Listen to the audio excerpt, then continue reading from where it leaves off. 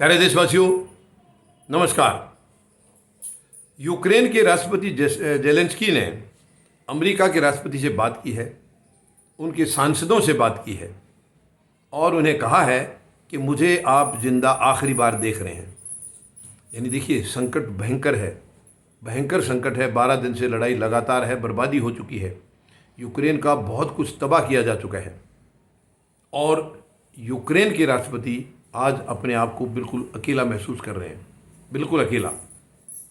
उन्होंने जब ये शब्द कहा कि मुझे आखिरी बार जिंदा देख रहे हैं, इसका मतलब ये है कि हो सकता है कल को उनके ऊपर अटैक हो जाए, क्योंकि ये अभी तक जो हमने महसूस किया है, ये निडर होकर के लड़ रहे हैं, घबराए नहीं हैं, भागे नहीं हैं। जैसे कई जगह भाग जाते हैं, राष्ट्राध्यक्ष जो है वो भाग जाते हैं, लेकिन इनके बारे में रूस ने अफवाहें तो फैलाई हैं कि वो चले गए हैं, पोलैंड में चले गए। इन्होंने साफ कहा, अपना वीडियो भी जारी किया है, मैं कहीं नहीं गया हूँ और ना मैं जाऊँगा, बल्कि वो आर्मी की यूनिफॉर्म में है। बहुत अच्छी बात है, लेकिन अब आखिर कब तक? क्योंकि नेटो ने भी बोल दिया है, इन्होंने नेटो देशों के लिए भी बोला है कि यूक्रेन को नो फ्लाई जोन घोषित करें, जिसका कि नेटो ने साफ मना कर दिया है, साफ मना कर दिया है। क्या मतलब हुआ इसका?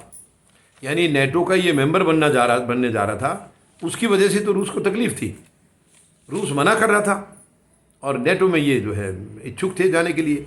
और आज नेटो के देश कह रहे हैं कि नहीं, ये लड़ाई हमारी नहीं है, लड़ाई आपकी है। बिल्कुल उनको अकेला छोड़ दिया है।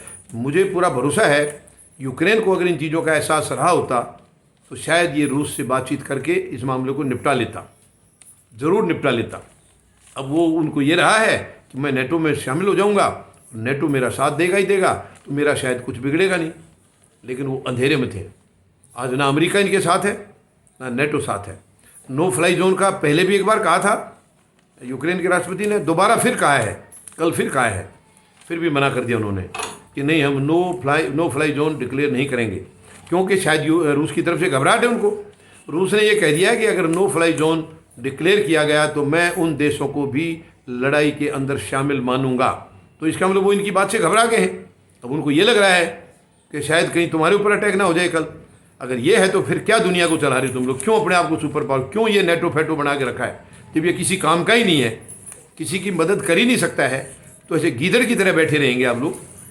मैं ये नहीं कह रहा हूँ कि रूस पर तुम हमला करो, लेकिन समझाया जा सकता है रूस को, या इसको फिलहाल मुकाबले के लायक तो इसको रख देते, यूक्रेन को ऐसा तो कर देते कि इनकी बर्बादी इतनी ना होती, बर्बादी कम होती। लेकिन आज कहीं भी नज़र नहीं आ रहा, वो कहीं भी दिखाई नहीं दे रहा है। बड़ी शर्म की बात है, बहुत दुख की बात है।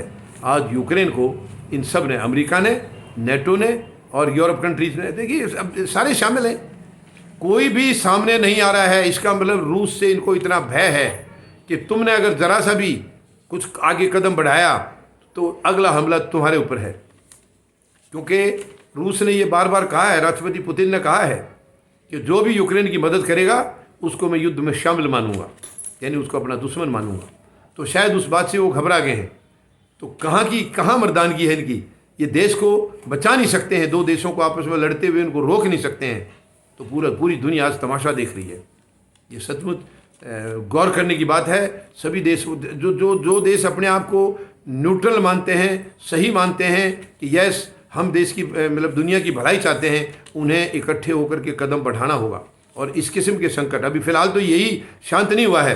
अब सबसे पहली ज़रूरत तो यह है कि इस संकट को शांत किया जाए।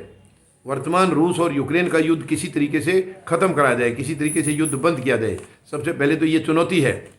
इसके बाद चुनौती है कि आगे कभी विश्व में ऐसी हरकतें ना हों। देखिए, ये युद्ध जो है वो किसी के भी भलाई का काम नहीं होता है, सबकी बर्बादी का काम होता है। ये युद्ध से केवल बर्बादी होती है। हाँ, इनकी आड़ में किसी के हित अगर पूरे होते हैं वो उनकी अलग चाल है, लेकिन युद्ध कभी भी भलाई के लिए होता ही नहीं है। युद्ध से केवल बर्बादी होती है। लेकिन आज यूक्रेन को बुरी तरह से धकेल दिया गया है और वो शायद लाचार हो गया, और ये महसूस कर रहा है यूक्रेन भी आज कि अगर हमने इनकी बातों में इनका यकीन नहीं किया होता तो शायद आज इनका रूस के साथ ये हालात नहीं रहते। यानी इससे बढ़िया था कि वो अपना प्लस माइनस करके किसी तरीके से रूस को कन्विंस कर लेते। भाई, जो रूस की शर्तें थी उनको पूरी नहीं, आधी मान के आधी कुछ और करके, इस तरीके से करके बातचीत करके इनको निपटा लेना चाहिए था, अपने देश की बर्बादी रोक लेनी चाहिए थी। लेकिन ये अंधेरे में रहे हैं, अंधविश्वास में रहे हैं। नेटो का ज़बरदस्त भरोसा किया इन्होंने, और यूरोप कंट्रीज़ का भी किया है, अमेरिका का किया है, लेकिन आज कोई भी यूक्रेन के साथ नहीं है। वो कह रहे हैं हम फाइटर प्लेन भेज देंगे, फाइटर प्लेन भेज देंगे। अरे फाइटर प्लेन भेज देंगे, आदमी भेज, उसको चलाने के लिए भी तो चाहिए। इनके बहुत सारे आदमी तो मारे भी गए हैं। लेकिन खैर जो भी है, मैं समझता हूँ यूक्रेन को ये बहुत बड़ा झटका लगा है, बहुत बड़ा उसके साथ विश्वासघात किया गया है। धन्यवाद। जय जवान, जय किसान, जय हिंद।